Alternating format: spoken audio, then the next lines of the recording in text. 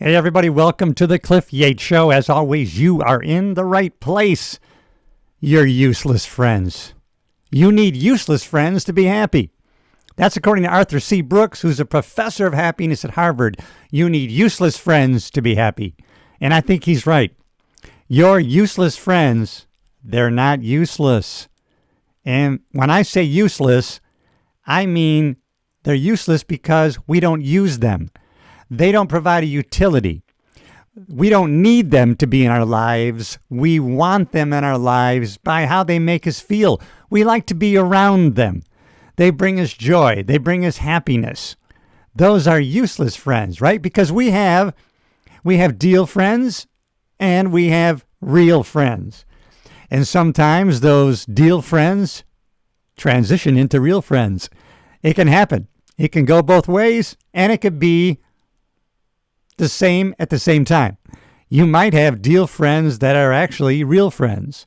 And I know I have that. I have a good friend, Randy Newman. He's a realtor, and he came into my life as a utility.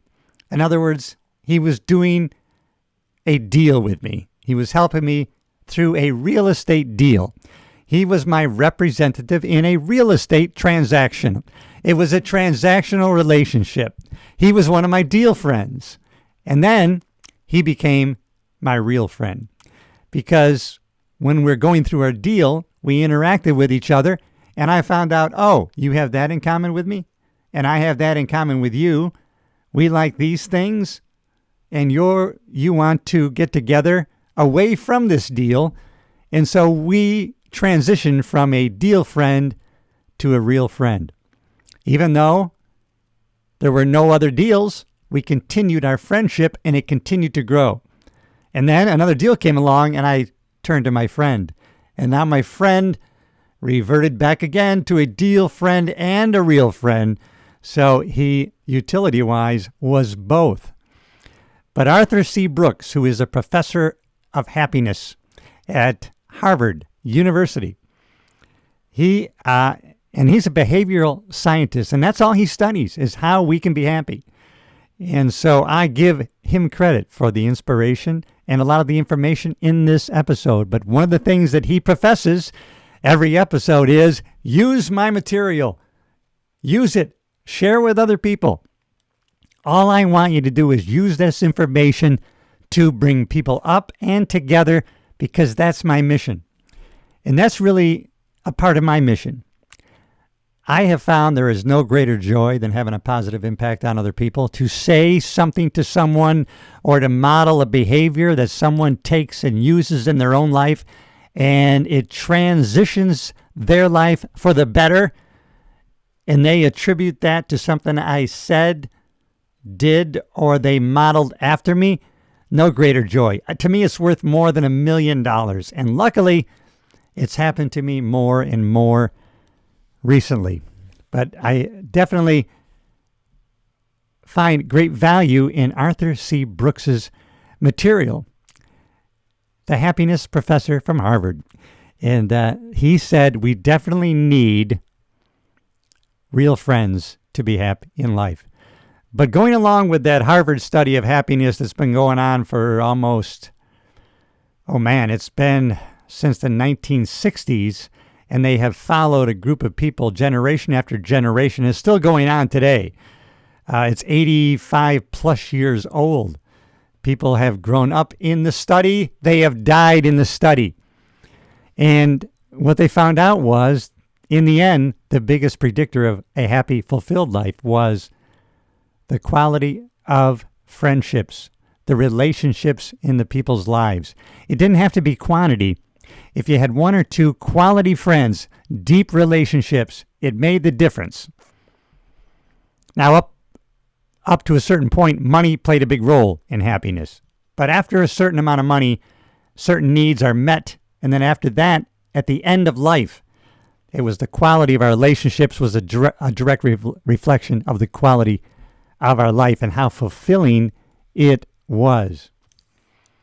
I found this true that, we have some people in our lives that we text all the time or call. I have a friend that I call almost every day now. We've gotten the habit of calling each other every day. If I don't call him, he calls me.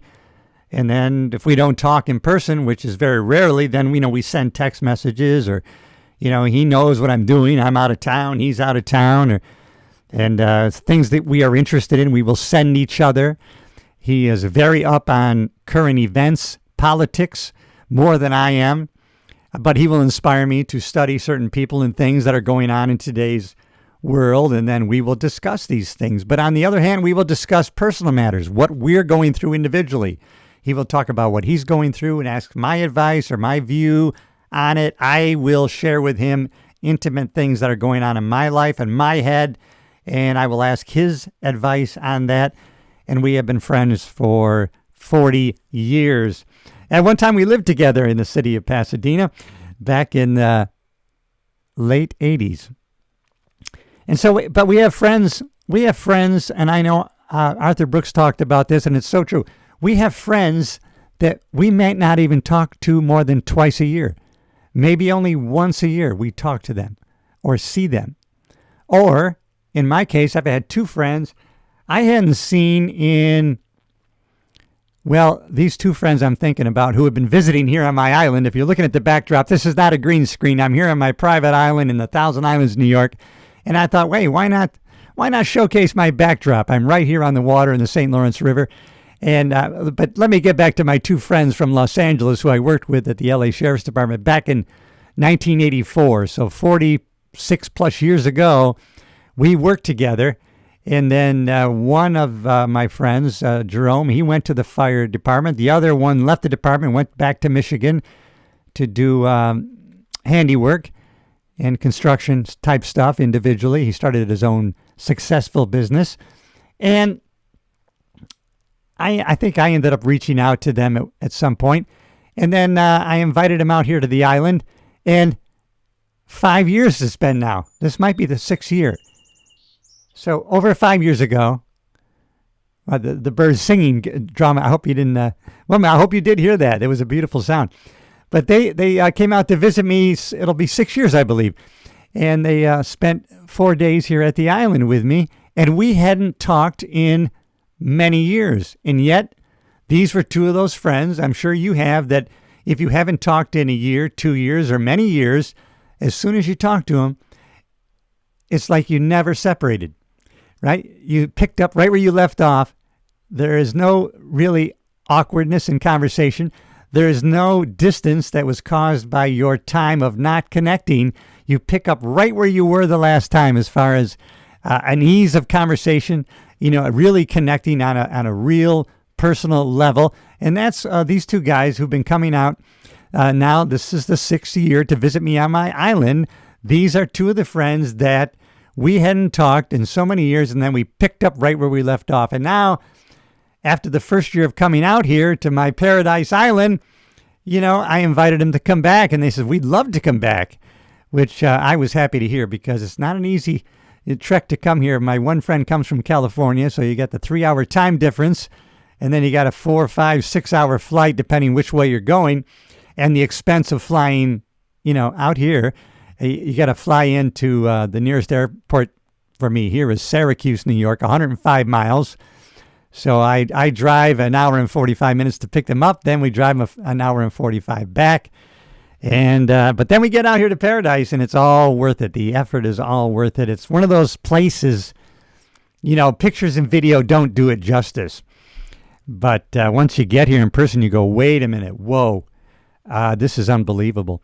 And they're two of my friends who, I don't have to be entertaining them 24/7, They like to read and they like to do their own thing. One of them likes to fish around the island. This is one of the best fisheries in the United States for smallmouth bass. And so he fishes. And my other buddy, he likes to read and just sit there, next to the water and read a book. And then we get together and we have dinners and a couple adult cocktails here and there. And then we fellowship together. We all share the same values and principles, and it's really a great time. But so now we've had 6 years in a row. We've spent 4 to 5 nights once a year, but we continue to stay in touch, and we talk and text back and forth now and then. But now with those two guys, we maybe text every couple months, 3 months, and there will be other friends that I text once a week, and there will be other friends that depends on what's going on, whether I text them or not. Maybe something they posted. They might be Facebook friends, right? It's great, right? Sometimes we just have Facebook friends. These are friends on Facebook, but we may never spend any personal time with them. We may never be in their physical presence, but yet we're friends on Facebook, and we might interact back and forth about things that are going on in our life if we're open enough to post those and certain pictures and events that are happening. And some people are very open to share their feelings that they're going through and their thoughts, and other people are willing and like to engage, and other people don't.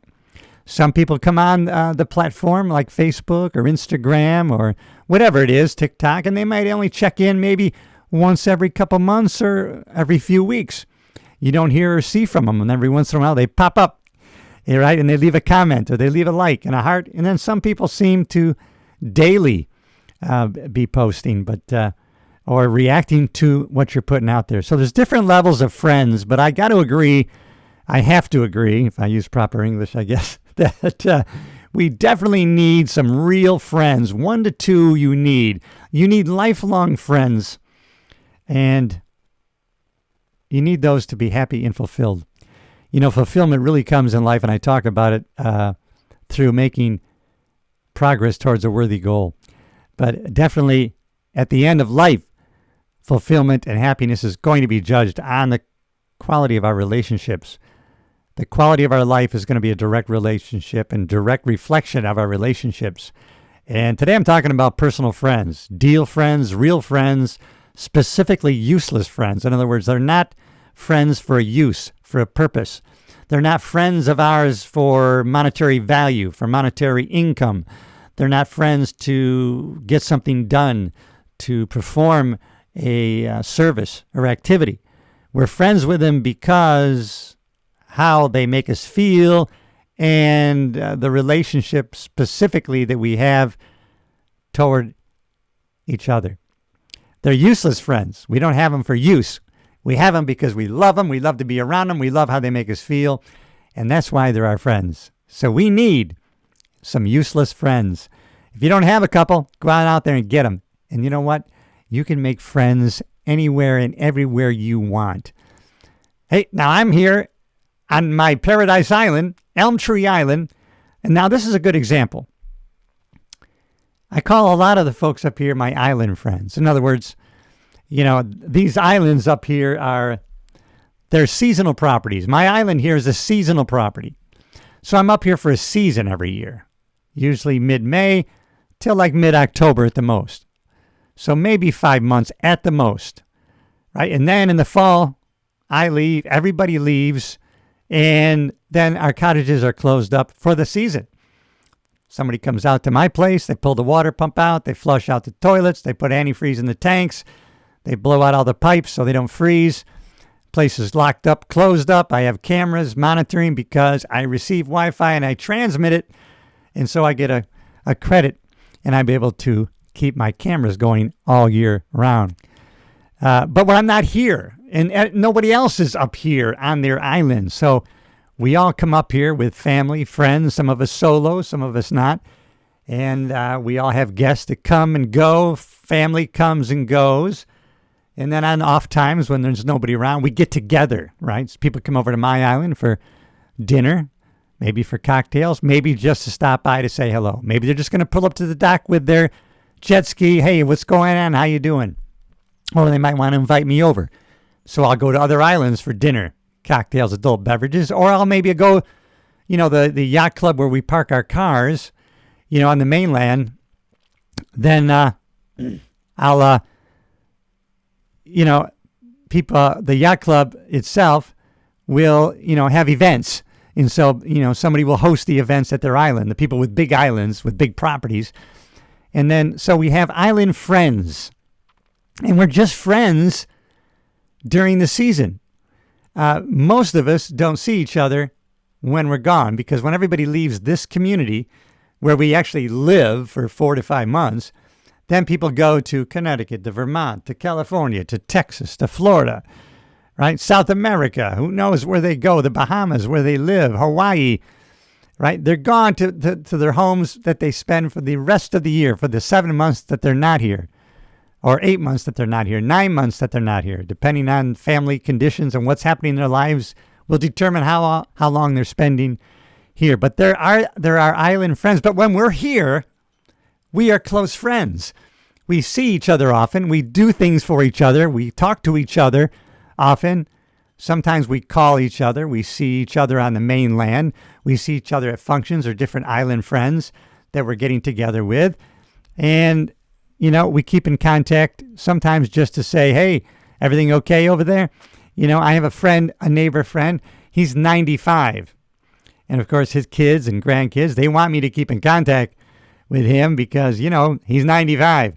And we're on an island. He's on his island. So if there's a medical emergency, it's going to require a boat trip to the mainland, and the ambulance will have to wait on the mainland, and we got to get there before we can have them get us to the hospital. So it's something you have to think about. That's why staying strong and healthy is so important.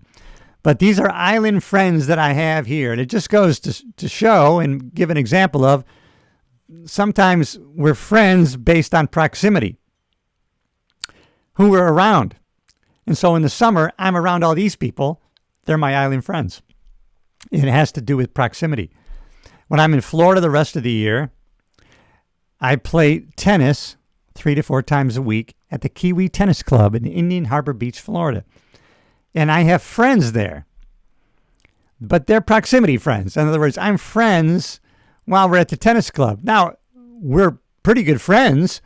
Not only do we play together, but there's a couple restaurants there, and there's a breezeway bar. So I will actually have a meal with these friends. We'll have personal conversations. What's going on in your life? This is going on in my life.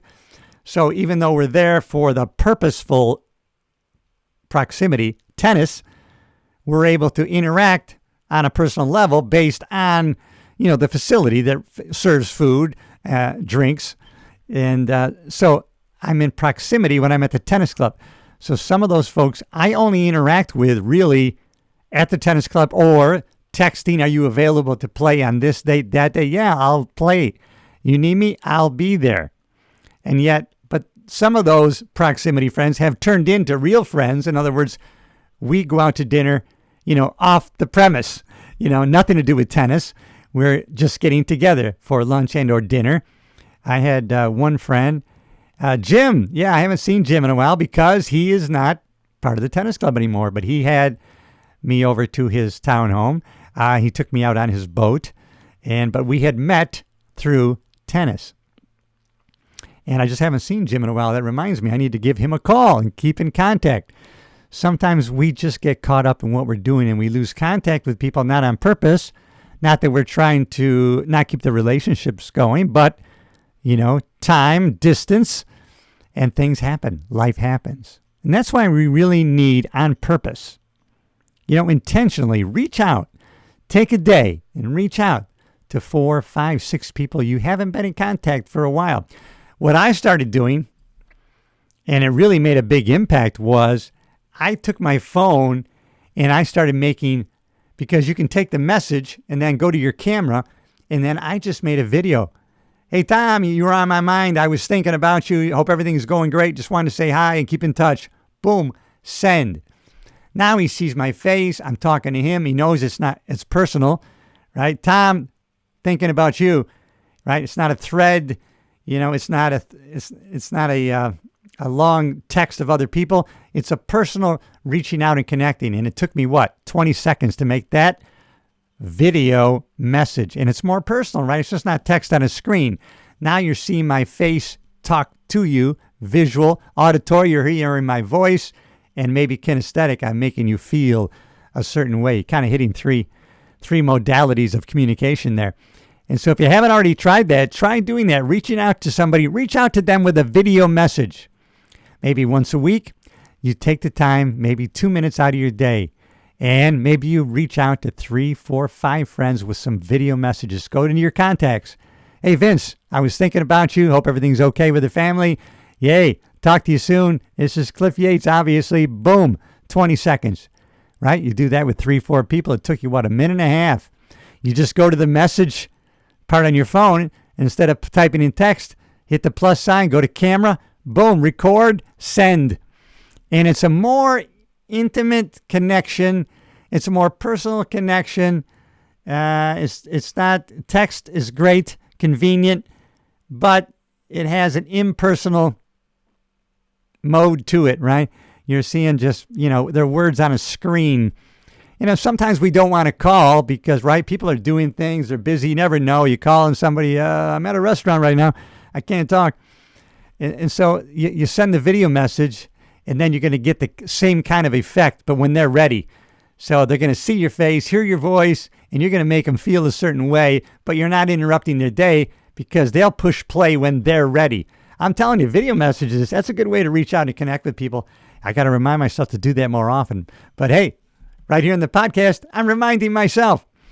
And I think I should bring up making new friends. Even though, quantity isn't the big deal at the end of your life. They found that quantity, it was the quality of 2 to 3 relationships that made a big deal. But can we ever have enough friends? They don't have to be close friends where they take up a lot of our time. But my mom is always telling me, and some friends, Cliff, you have a photographic memory, which I don't think is true. I think we all have perfect memories.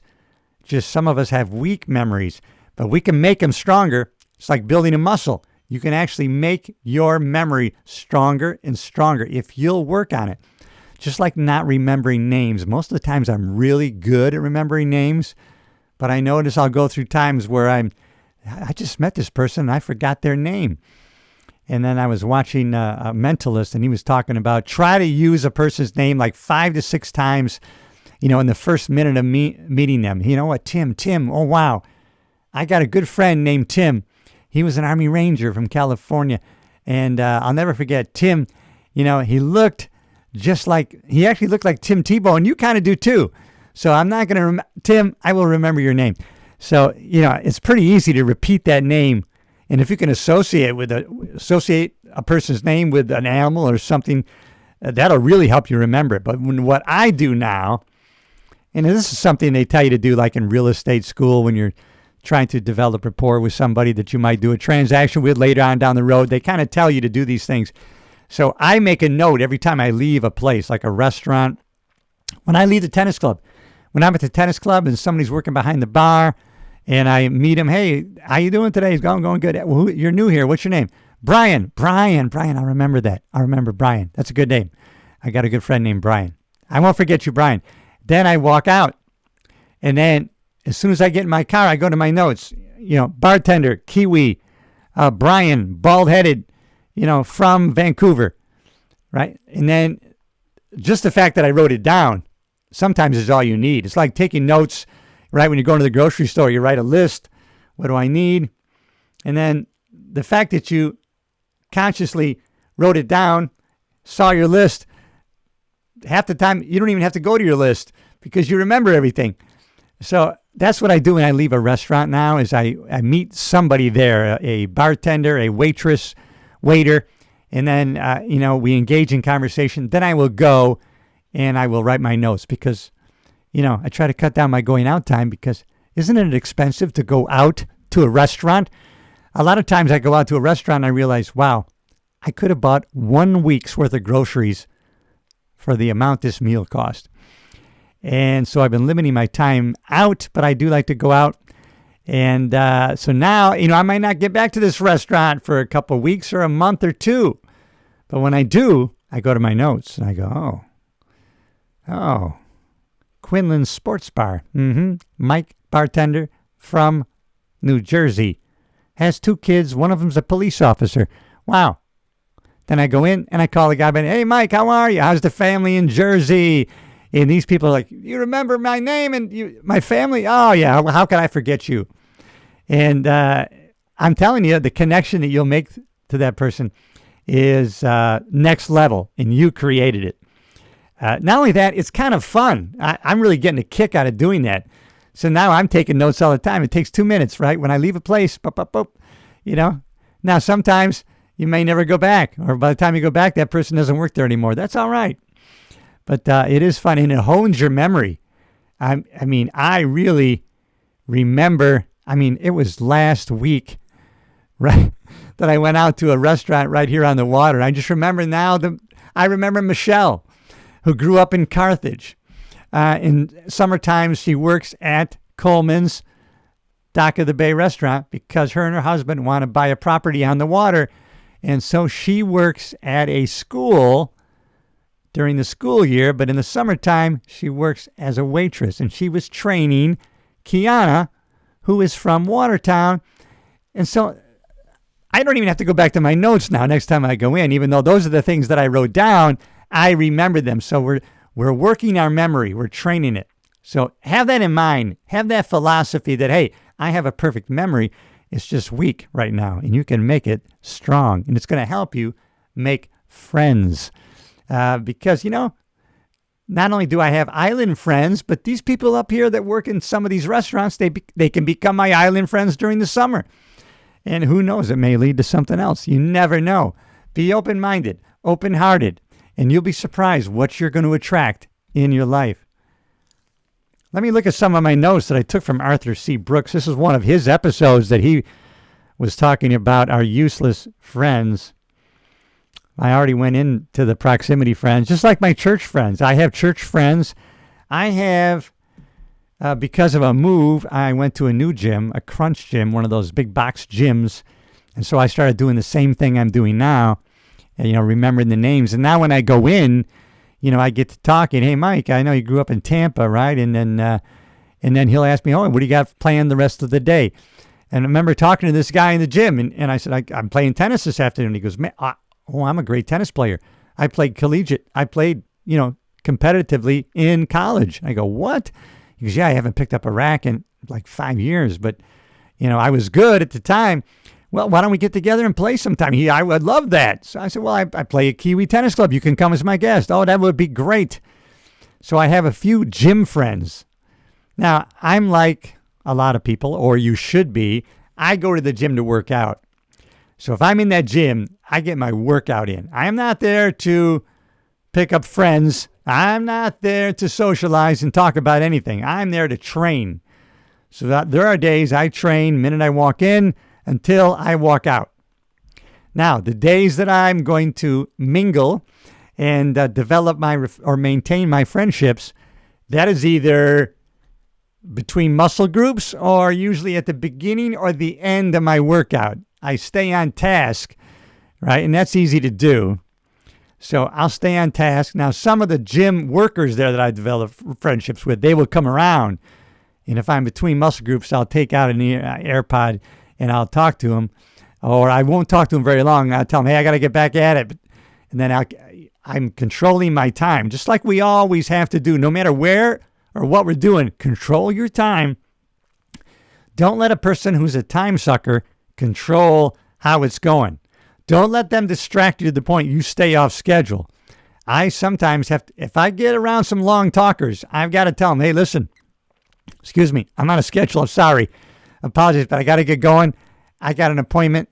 It may be an appointment with myself just to get out of there, but it is true. I have an appointment. Got to get rolling. I love you, but keep control of your time. But I do have church friends and I do have gym friends. Some are both, right? Some are real and deal. And I love that. Real friends and deal friends. If you want many good friends, you need to have intention. When you go out in public, no matter where you go, you need to exercise your friendships. And when you're home, exercise your friendships. Like I said, just reach out and touch. Every once in a while, reach out and touch someone. Was that an AT&T ad? I think it was. Hey, reach out and touch someone with your phone. That just came to my mind. But it's so true, man. So you got to maintain, just like your muscles, you got to maintain your friendships. You got to exercise them. That may just be sending a text every once in a while. A good friend of mine who's a headlining comedian that I worked with for many years, we got talking. And, and I'm talking about Mike Marino, major headliner. And Mike said, and Mike's very busy. There's nobody busier than Mike. But every month or so, he will reach out and just call me. Hey, friend, just checking out, calling to see how you're doing. Now, he's very busy. But I got talking to him. I says, you know what? I do what you do. I reach out to other people. But, very few people reach out to me, that aren't really close friends. They don't take the time just to reach out and say hi. And he goes, the same as with me. These people, they're so busy. They don't have time. They can't be busier than me. And I'm telling you, Mike, he performs 7 days a week. But you know what? You don't do it because of what somebody is doing to or for you. We do it because it's the next right, because we're next level. That's why we do it. We're next level people. So exercise your friendships. Arthur C. Brooks said it's impossible to be happy without friends. And specifically, he said 1 or 2 close friends for life. But of course, there are people who do it. There are people who say they're happy and satisfied and they don't have any friends or none to speak of. But that is highly unusual. That's not the norm, right? There's always an exception to the rule. Arthur Brooks, the professor of happiness at Harvard, he went to the Himalayan hills and he met with a hermit there. And that person only sees other people once or twice a year. He gets up early, he meditates a lot, he reads scripture, and then he goes to bed. He walks around the mountainous areas there, the hills of the Himalayas, and he's done this for 27 years. And he says that he doesn't get lonely, that he's very blissful. But for the vast majority of us, Arthur Brooks says, to be happy, we need friends. And I think more specifically, we need our useful friends and our useless friends is what I meant to say. But our useless friends are very useful because of how they make us feel and the part they play in our lives. And it's not a utility part they play. It's how they make us feel and the fact that we desire to be around them because we like being around them. We like them. Successful romantic partners.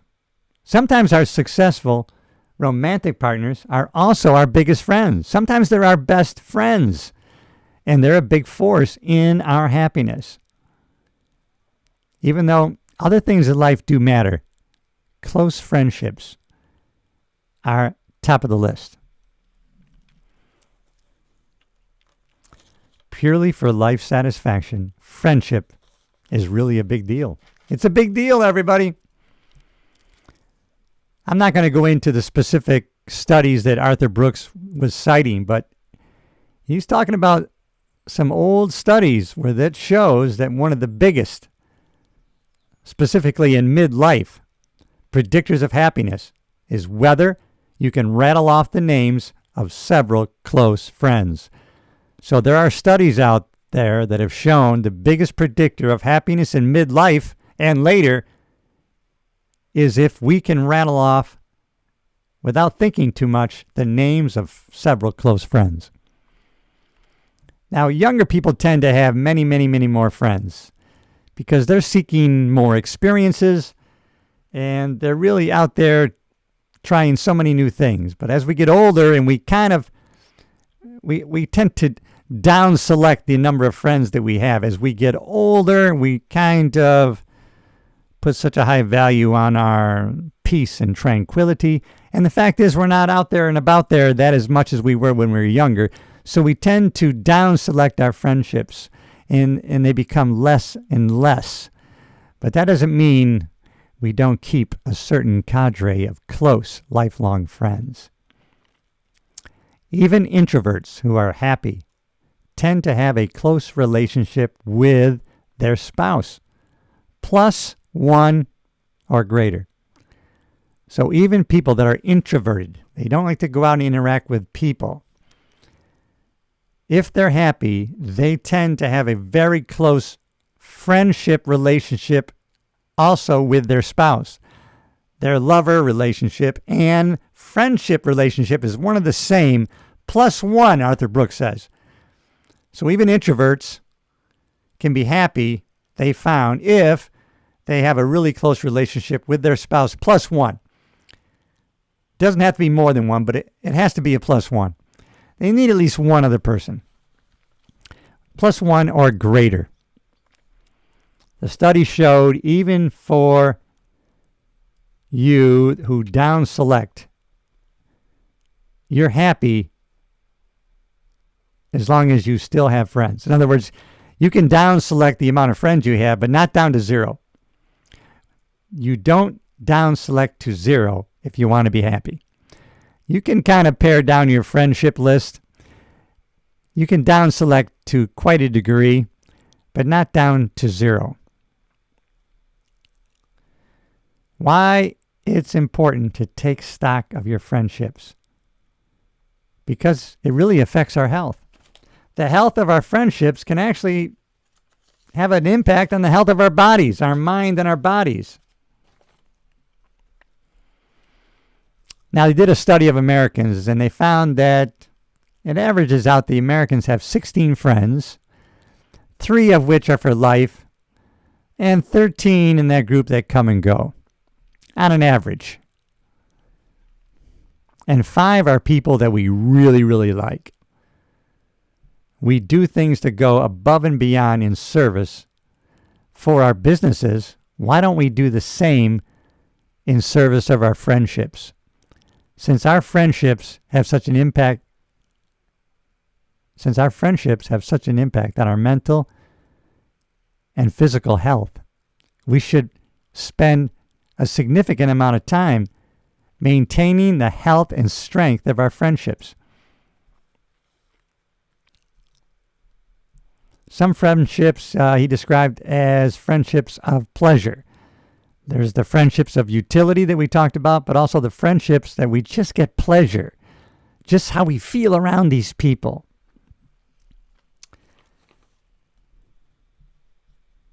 Aristotle talked about having friendships for life, friendships of virtue. They're useless, but not worth less. We don't use them for anything. They don't provide a utility, financial, or service of any other kind. They're just friendships of virtue. They're useless, but they're not worth less. We put great value in them by how they make us feel. That's a good point, that those friendships are useless. We need the useless friendships, but they're not worthless. They're of great value. We put great value on them. They mean a lot to us. Useless friends don't do anything for us in money, power, or fame. We just love them. And these people would be our 3 friends for life. Our highest form of friendship. Absolutely.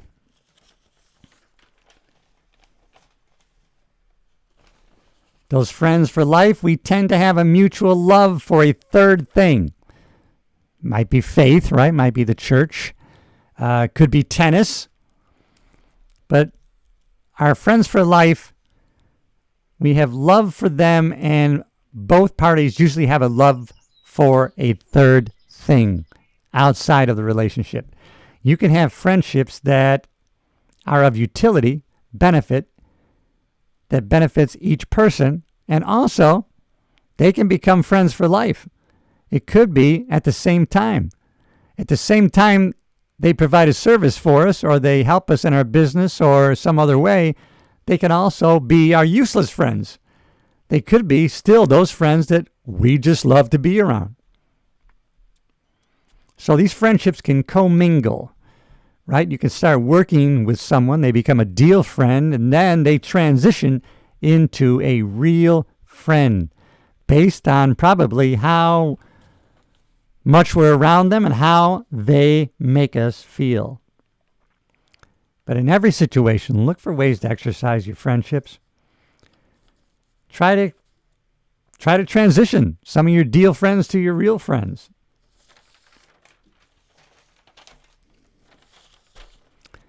The thing is, always be open to new friendships and opportunities come up. Be open. Have an open heart, an open mind. And that's how I approach people out in the world, out in the field. When I'm out in the field, that's how I approach them. I approach people with this attitude, this philosophy. These are not strangers. These are just people I haven't met yet.